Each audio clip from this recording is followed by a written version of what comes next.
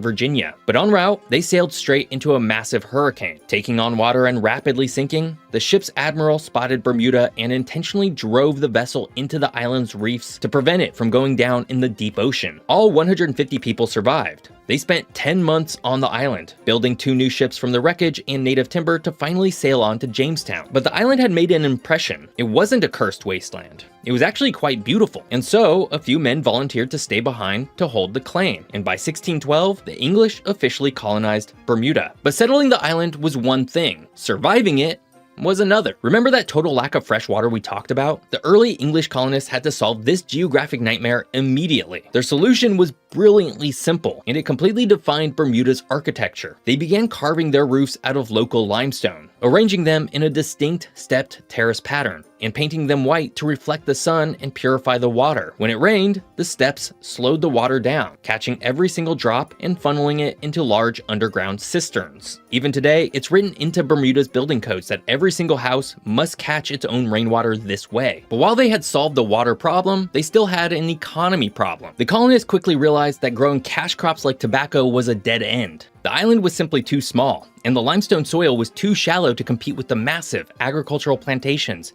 in Virginia or the Caribbean.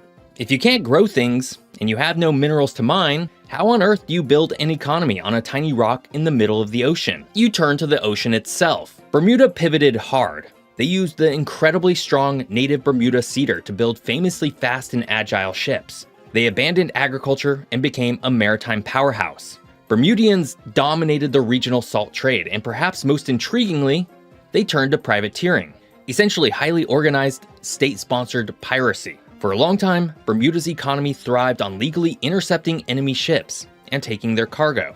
But the golden age of sail eventually ended, and privateering was outlawed. Once again, Bermuda was staring down economic ruin. They needed a new identity. And to understand how they forged their modern empire, you have to look at exactly who owns Bermuda today. You might assume Bermuda is an independent country. It has its own flag, its own Olympic team, and its own currency perfectly pegged